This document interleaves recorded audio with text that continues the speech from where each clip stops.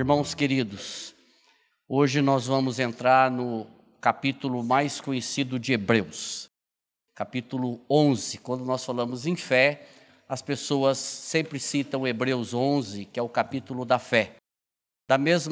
De igual pé com o capítulo 13 da primeira carta aos Coríntios, que é o capítulo do amor, que fala muito de amor.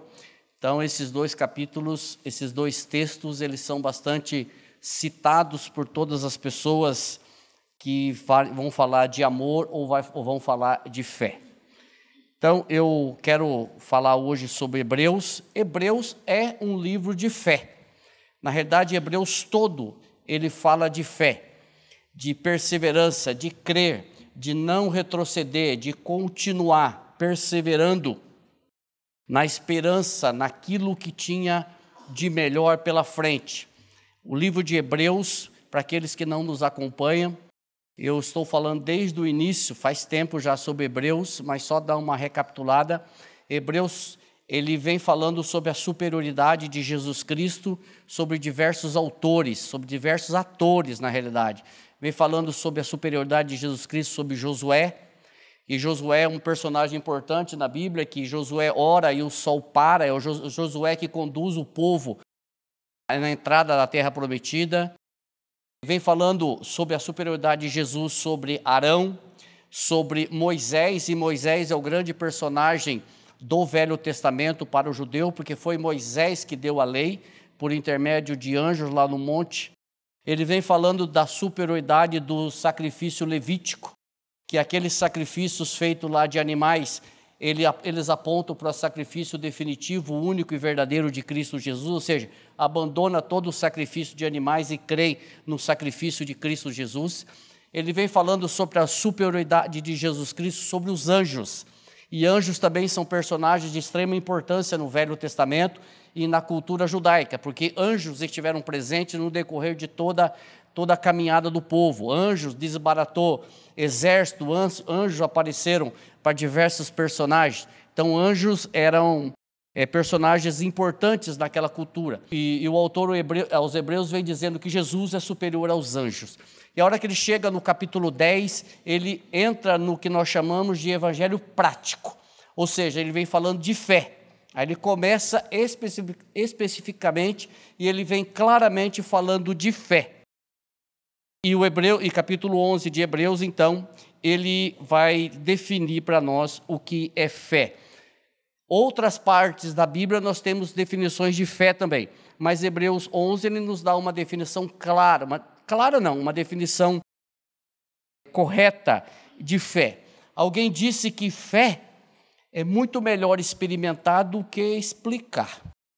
E é verdade, porque explicar fé não é fácil, entendeu? Eu espero que a gente consiga não eliminar o assunto, mas que eu consiga passar para vocês noções e importância sobre este assunto. Porque quando você lê Hebreus 11, não ajuda nada. Não ajuda absolutamente nada. Nós vamos ver aqui, ó. Ele diz, ora, a fé é a certeza de coisas que se esperam, a convicção de fatos que se não veem. Entendeu tudo, né? Entendemos tudo. Quando a gente olha para essa definição de fé, parece que complica um pouco mais. Pois pela fé, os antigos obtiveram bom testemunho. Pela fé, entendemos que foi o universo formado pela palavra de Deus, de maneira que o visível veio a existir das coisas que não aparecem. Até aqui a leitura da palavra. E Hebreus, ele é fantástico. Esse autor, ele vem falando de... O texto fala de heróis da fé. Não existe heróis na Bíblia, só existe um herói na Bíblia que é Jesus Cristo. Ele vem falando desses homens que creram, e ele separa por categoria. Logo depois, a partir do capítulo 4 até o capítulo 40, ele fala de de personagens que tiveram fé. De 4 até 9, por aí, 7, ele fala dos primeiros, que foram antes do dilúvio. Depois ele entra em Moisés, ele fala de Abraão, ele fala dos patriarcas. Ele fala de diversos homens e mulheres, e depois ele generaliza, ele coloca umas pessoas lá que tiveram algumas atitudes que nós não temos muita certeza de quem é que ele está falando. Mas o importante é que aqui ele começa falando sobre fé. E fé é uma palavra muito pronunciada, mas muito pouco compreendida. As pessoas têm fé em qualquer coisa. As pessoas têm fé em alguém. As pessoas têm fé em pessoas. As pessoas depositam fé em coisas. As pessoas depositam fé em si mesmas. Todo mundo tem fé. Alguém diz que até o ateu tem fé. Ele tem fé de que Deus não existe. Então as pessoas depositam a sua fé em qualquer coisa. E o salmista, Davi, no Salmo 20, ele fala dessa 27, ele diz assim: uns confiam em carros, outros em cavalos. Nós, porém, nos gloriamos em o nome do Senhor nosso Deus. Vamos traduzir? Uns têm fé em carros, outros têm fé em cavalos. Só que em quem que nós temos fé? Em quem que nós depositamos a nossa fé? Será que nós depositamos a nossa fé no nosso carro, no nosso trabalho, na nossa esposa, no nosso marido, na minha sabedoria, na tua sabedoria, no teu conhecimento, no teu recurso, na tua igreja? No que nós depositamos a nossa fé?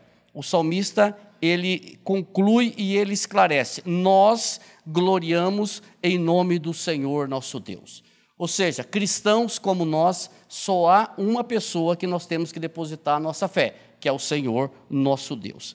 O autor aos Hebreus, ele entra nesse assunto de fé porque ele dá uma sequência ao que ele vinha falando no capítulo 10, no versículo 39, quando ele separa de dois grupos, que ele diz assim, nós, porém, não somos dos que retrocedem para a perdição, somos, entretanto, da fé, para a conservação da alma.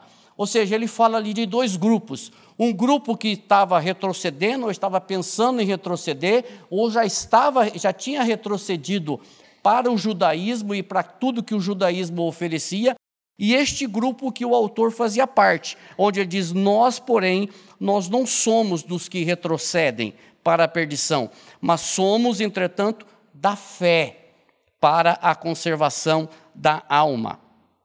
Ou seja, aqueles que retrocedem para a perdição e aqueles que permanecem firmes. Existiam dois grupos ali, e o autor faz menção desses dois grupos. Ele não falou que este segundo grupo estava isento de provações. Ele não falou que o segundo grupo estava isento de tribulações.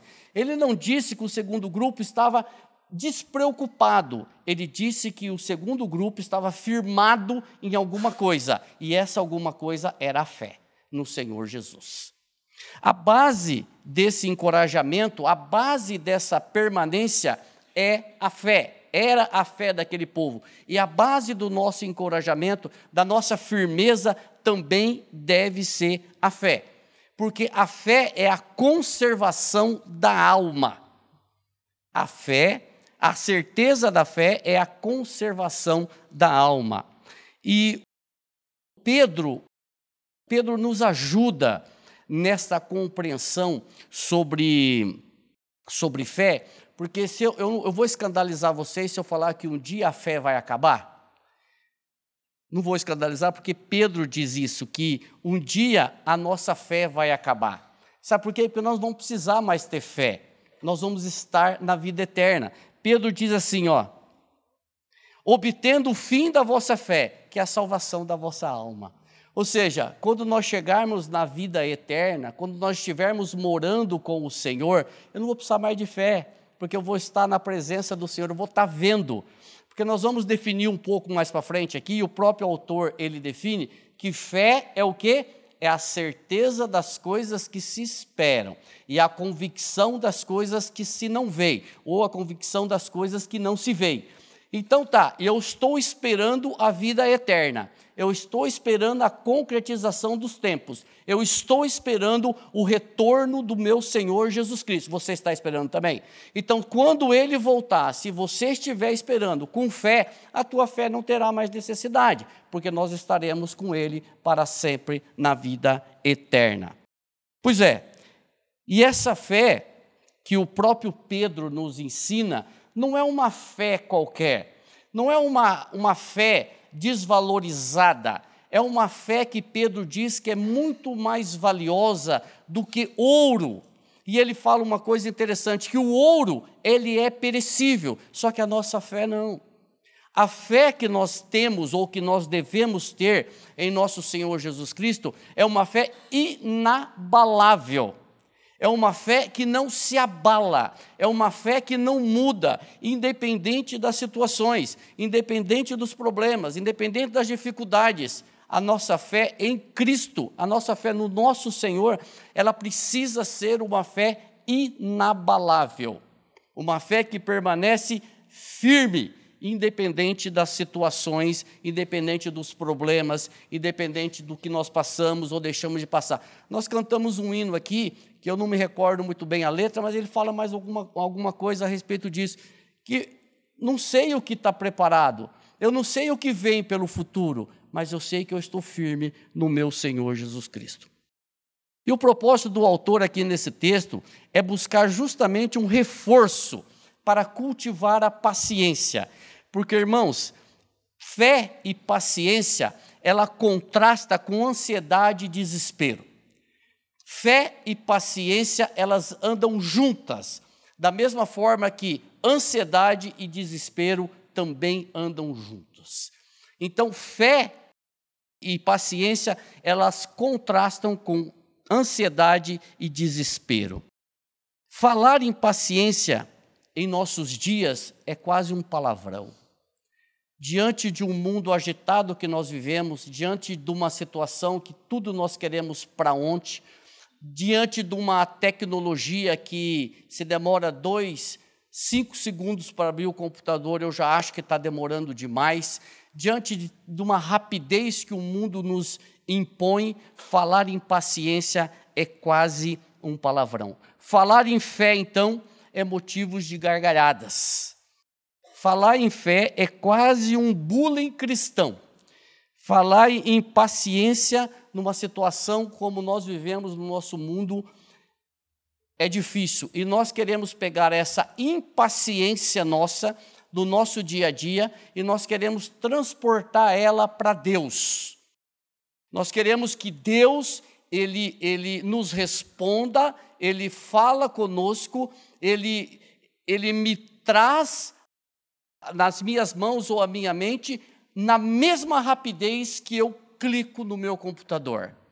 Nós achamos que Deus está a nosso serviço, que eu tenho que falar com Ele e Ele precisa me responder, porque eu estou com pressa. Eu estou com pressa e se o Senhor não me responder logo, olha, tem alguma coisa estranha. E nós transportamos a nossa impaciência para a nossa vida com Deus. Só que Deus nos dá cada lição, não é verdade? Deus faz a gente esperar. Deus faz a gente, às vezes, amargar, para Ele moldar o caráter de Cristo em nós e mostrar que é Ele quem está no controle e não eu e você. Se você ler a sua Bíblia, você vai ver que o Senhor disse muitas vezes na palavra dele: confia em mim, confia em mim, confia em mim. E às vezes nós não confiamos no Senhor. Muito bem, então vamos para a fé. Hebreus 11:1 diz assim, 11:1a. Ora, a fé é a certeza de coisas que se esperam.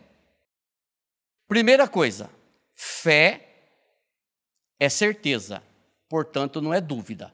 E o título dessa mensagem é: fé não é confusão. Ponto.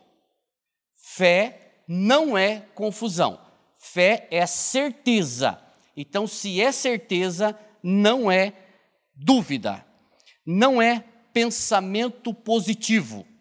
Não é mentalização. Não é fala coisas boas. Fala coisas boas que vai acontecer. Fala. Não é isso. Não é figa. Isso não é fé. Não é pensa bem, pensa que vai.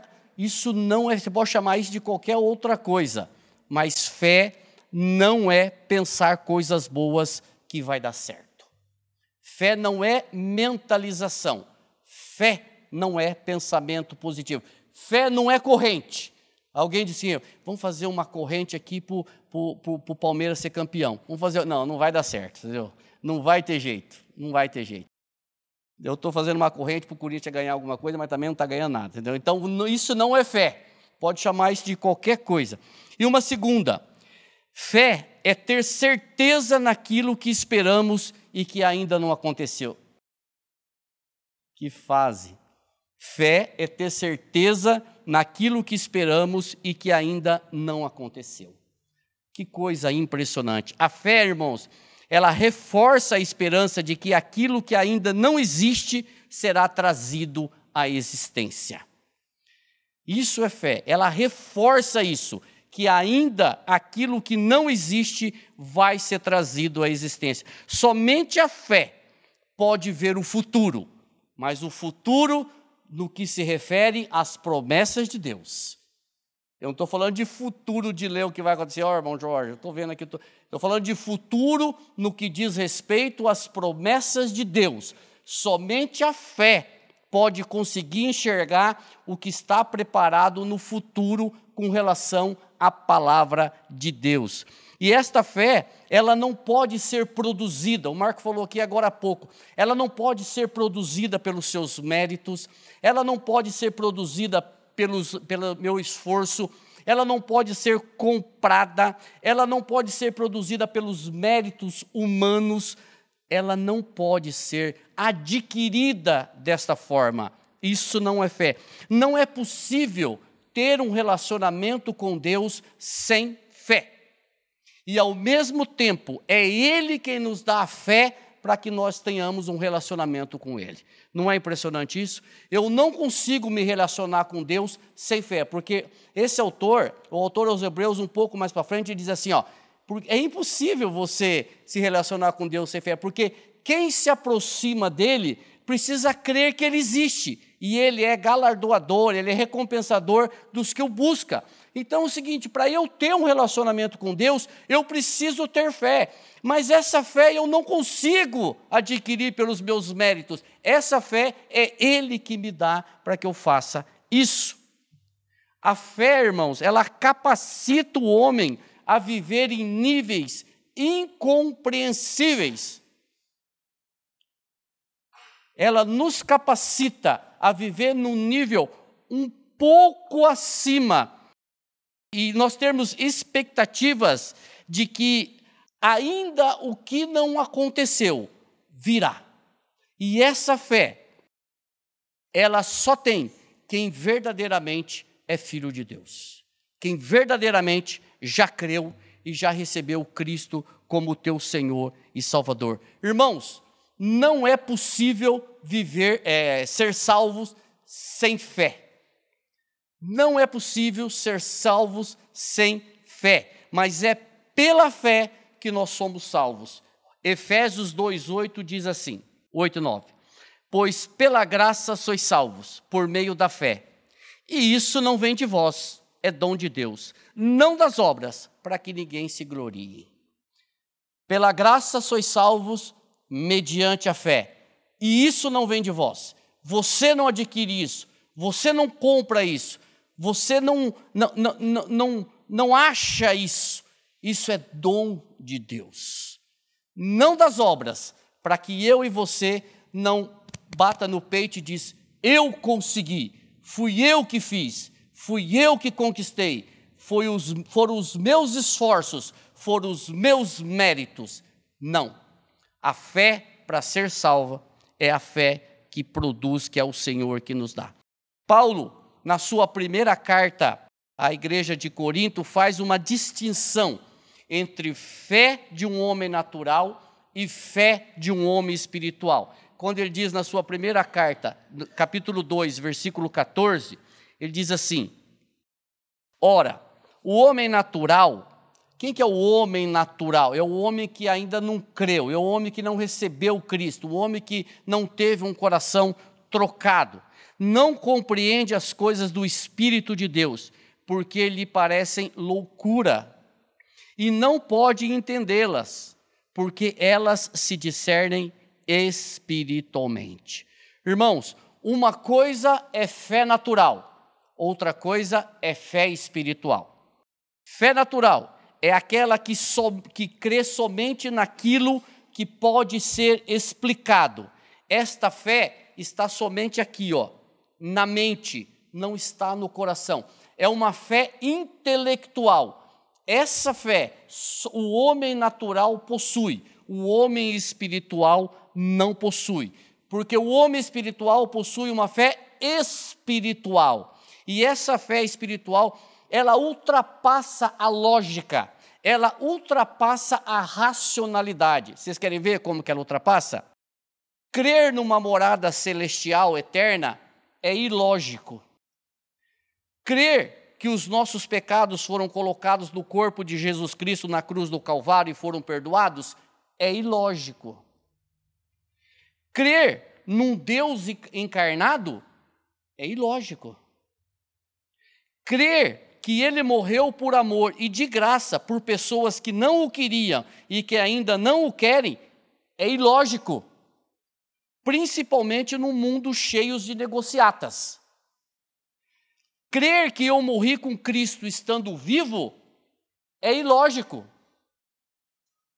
Crer num livro e ser comandado por ele é ilógico, é ou não é?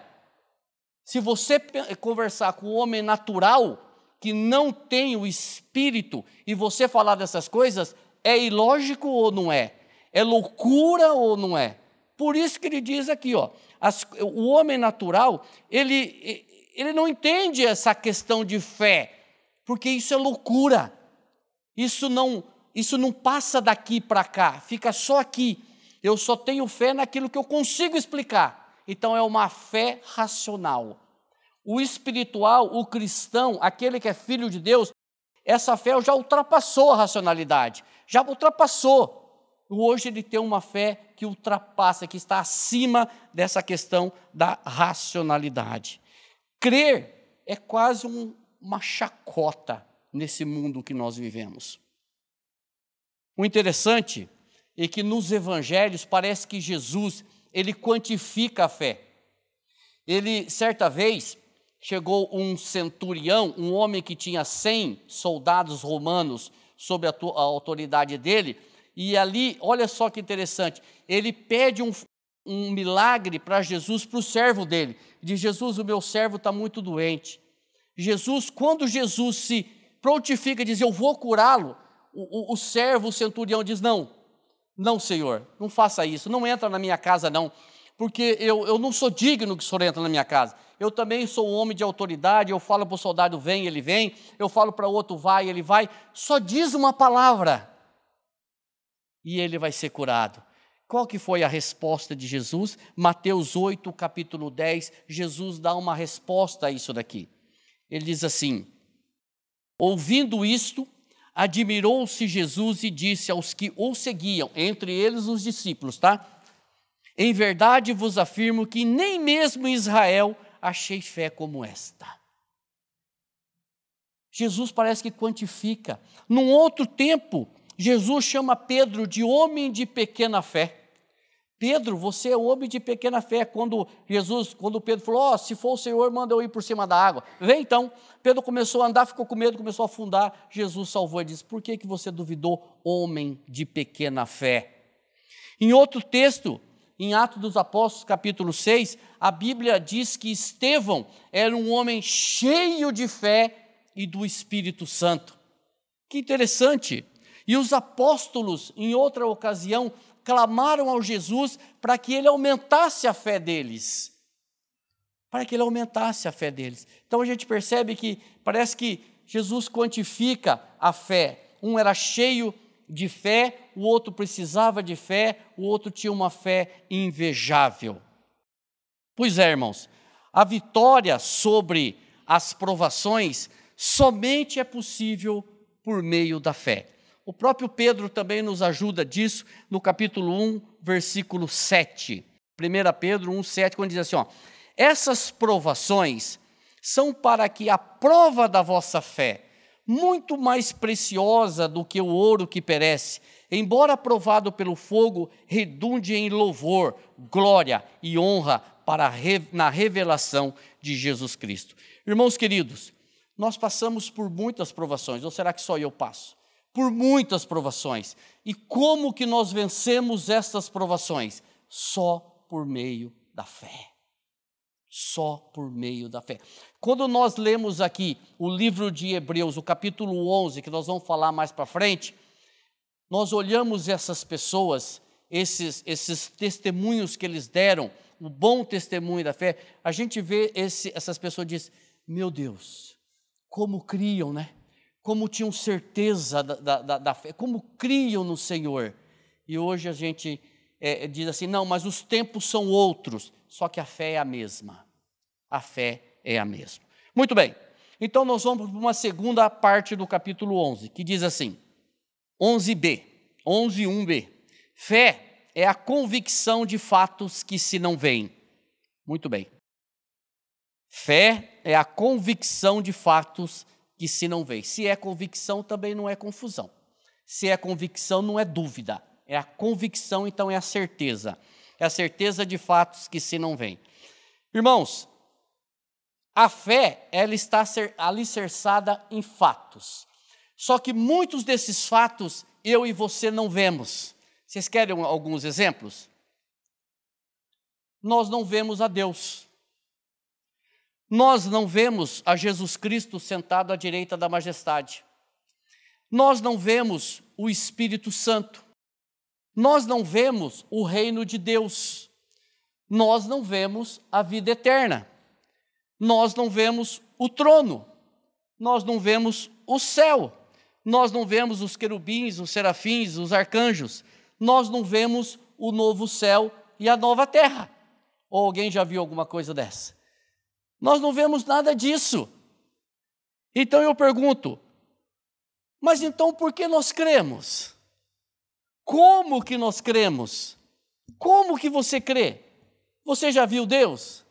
Você já viu Jesus Cristo? Você vê o Espírito Santo? Você já viu qualquer uma dessas? Não, ninguém viu, mas então por que você crê? Porque são fatos escritos na palavra de Deus. E a fé nos leva à convicção de que eles existem e que um dia serão vistos por nós. Eu não vejo isso ainda, mas eu creio que um dia eu vou ver. Um dia eu vou ver o Senhor Jesus. Um dia eu vou ver o trono. Um dia eu vou ver a vida eterna. Um dia eu vou ver o reino. Um dia eu vou ver. Eu ainda não vejo, mas pela fé, eu creio que cada coisa dessa, cada um desse, ele é tão real quanto o Gabriel que está aqui da minha frente. Cada um deles é tão real quanto qualquer um de vocês que estão aqui. Por quê? Porque a fé me leva a isso. Porque são fatos escritos na palavra de Deus.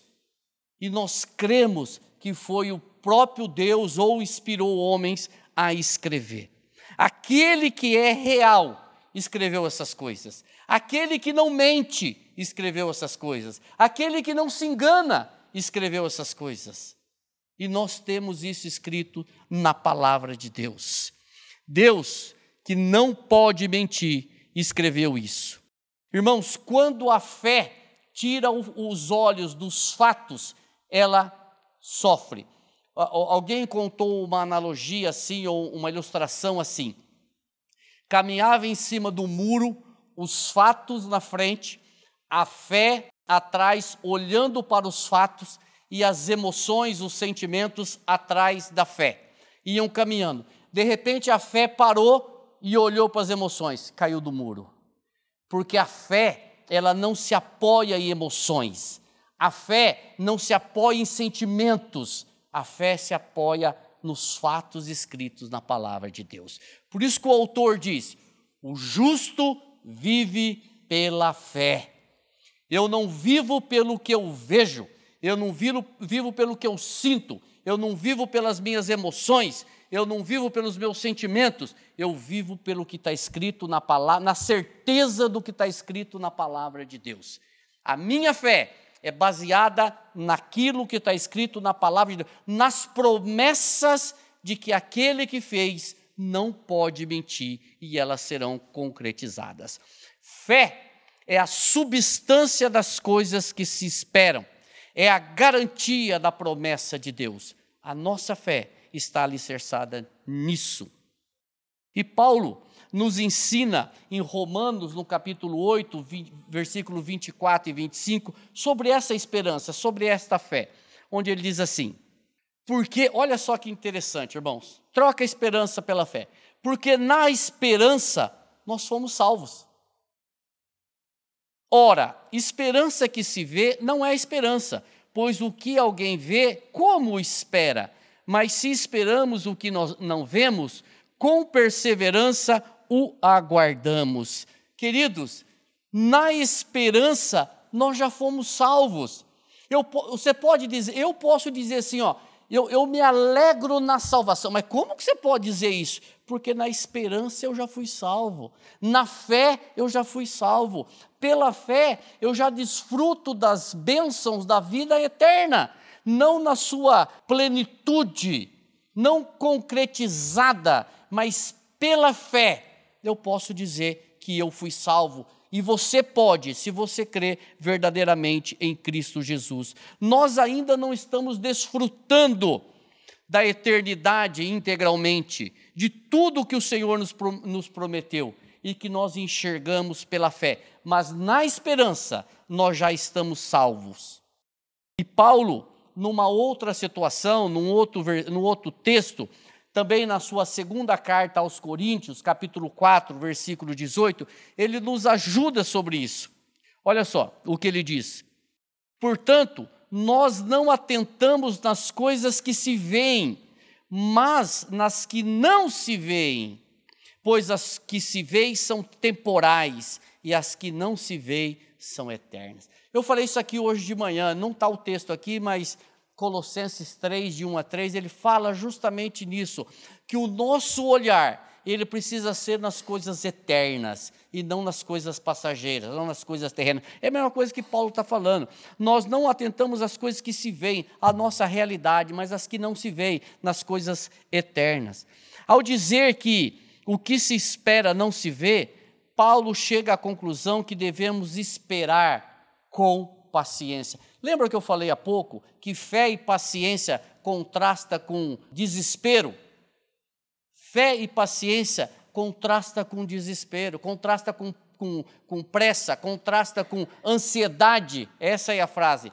Fé e paciência contrasta com ansiedade e desespero. É aqui, nós esperamos com paciência. Irmãos, João Calvino, eu vou ler um texto aqui que João Calvino disse, presta atenção, que maravilha que é essa. Ele diz assim, o Espírito de Deus nos mostra as coisas ocultas, cujo conhecimento não pode atingir nossos sentidos. A vida eterna nos é prometida, todavia ela é prometida aos mortos. Somos informados sobre a ressurreição dos bem-aventurados, mas ainda vivemos envolvidos em corrupção. Somos informados que somos justos, todavia o pecado habita em nós. Ouvimos que somos bem-aventurados, mas ainda somos subjugados por grande miséria. É-nos prometida a abundância de tudo o que é bom, mas na maior parte de nossa vida enfrentamos fome e sede.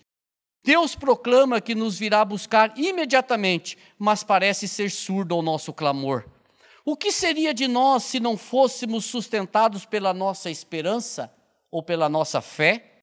Portanto, a fé é com justa razão chamada de substância das coisas, ainda objeto de esperança e evidência das coisas que ainda não se concretizaram. Não é interessante? Parece que é um contrassenso. Nós vamos morar na eternidade, mas eu passo por tanto problema aqui. O Senhor me prometeu tantas coisas, mas eu sofro tanto. Qual que é a minha postura? Paciência. Qual que é a minha postura? Fé. Porque um dia isso vai acabar. E aí nós vamos desfrutar na integridade de tudo que o Senhor prometeu na palavra dele. Hebreus 11, 2, segundo versículo, diz assim: pois pela fé os antigos obtiveram bom testemunho. Que coisa maravilhosa. Irmãos, eles obtiveram excelentes testemunhos. Testemunhos que foram aceitos pelo Deus único do universo. Eles foram contra as probabilidades, eles foram contra opiniões, eles foram contra tudo, eles foram contra todos, eles foram contra a racionalidade. Se nós só fazermos uma pincelada aqui, e imaginar um homem que nem Noé, construiu uma arca daquele tamanho, por 100 anos, esperando um dilúvio, que nunca vinha, e que possivelmente esse homem sofreu todo tipo de bullying. Pensa bem, 100 anos construindo um barco, porque viria um dilúvio que acabaria com todo mundo e somente salvaria quem estivesse naquele barco. E às vezes nós ficamos tão ansiosos por pouco tempo. Irmãos, eles exerceram a fé nas promessas de Deus. Essa fé o sustentou numa perseverança exemplar. Veja o que acontece, o que fala Atos dos Apóstolos, capítulo 1, versículo 45. Filipe encontrou Natanael e disse: achamos aquele de quem Moisés escreveu na lei e a quem se referiram os profetas, Jesus de Nazaré, filho de José. Irmãos, por que eu coloquei esse versículo? Porque não há nenhuma diferença entre o povo do Antigo Testamento, os irmãos que obtiveram bom testemunho de nós. Às vezes nós achamos, puxa, mas aquele povo creu. Como era fácil crer naquela época. Quer voltar lá para ver? Não era fácil, era muito pior. Qual a diferença entre eles e nós? Nenhuma. A única diferença é o tempo. Com relação à fé, é a mesma coisa. Olha aqui o que diz Filipe. Natanael, nós achamos aquele que os profetas falaram, que os Salmos, está escrito nos Salmos, Jesus. O que eu estou dizendo com isso? Queridos, eles creram que o Messias viria. Nós cremos que o Messias veio. Não tem diferença nenhuma, é a mesma fé. Alguém já disse o seguinte: o Velho Testamento é pela lei, o Novo Testamento é pela graça. Sempre foi pela fé. Desde antigamente, e vai sempre ser pela fé. Não há diferença. Eles não creram em obras, eles creram em Cristo, no Messias que viriam. Quem sustentou eles não foram as suas obras. Quem sustentou Noé não foi a sua habilidade de fazer a arca, mas foi a fé. A fé no Senhor que viria. Da mesma forma, nós cremos no Messias que veio. Eles viram o Messias? Não. Você viu Jesus Cristo pessoalmente? Não. Então por que você crê? Porque você tem a palavra, você é um privilegiado. Eu e você somos um privilegiados, porque nós temos isso escrito aqui. Eles não tinham. Então era muito pior naquela época do que agora. O que nos sustenta é a fé. Eles não viram o Messias. Irmãos, no final desse capítulo 11, tem uma passagem interessante que diz assim: eles obtiveram bom testemunho pela sua fé, mas eles não obtiveram a concretização da promessa. Ou seja, eles esperavam ver o Messias, só que eles não viram. O que é a concretização da promessa? É a vinda do Messias. Eles esperavam a concretização, eles sabiam que o Messias viria, mas eles não tiveram esse privilégio. Nós temos esse privilégio, porque o Messias veio, e nós temos toda a trajetória dele escrita aqui na palavra de Deus. Nós sabemos onde ele nasceu, nós sabemos para onde ele foi, nós sabemos como ele morreu, nós sabemos onde ele morreu, nós sabemos o que aconteceu depois, nós sabemos de tudo. E por que nós não cremos? Nós devemos crer fielmente naquilo que está escrito na palavra de Deus. Hebreus, o último versículo, Hebreus 11:3, diz assim: pela fé, entendemos que foi o universo formado pela palavra de Deus, de maneira que o visível veio a existir das coisas que não aparecem. Meu Deus, se não for pela fé, o que nós fazemos com esse versículo? O que é que nós fazemos com este versículo? Talvez eu esteja falando muito a palavra fé. No capítulo 11 de Hebreus tem 22 vezes a palavra fé, tá? Irmãos, aqui nós vemos claramente o que ele está falando. Ele está citando Gênesis. Ele está citando Gênesis, a criação, aonde do versículo 3 a versículo 26, a Bíblia cita 6 vezes, disse Deus, ou que Deus fez. Então ele está citando justamente Gênesis, a criação. Pela fé entendemos que foi o universo formado pela palavra de Deus, de maneira que o visível veio a existir das coisas que não aparecem.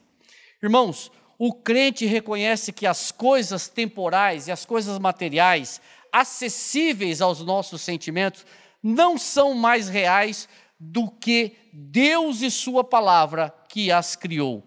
Fé substancia a realidade de Deus. Nós cremos que Deus fez o mundo do nada, ou Ele pela tua palavra. Nós cremos nisso? Eu creio. Então, se eu creio nisso, eu creio na vida eterna. Porque o mesmo Deus que fez isso aqui, Ele prometeu que tem uma cidade, um local preparado para os seus. Um local que não há palavras no nosso vocabulário para definir. Não há palavra. Da mesma forma que não há palavra no nosso vocabulário para definir o amor de Deus, também não há para definir aquilo que o Senhor tem preparado para nós. Irmãos, a compreensão dessa realidade é somente pela fé.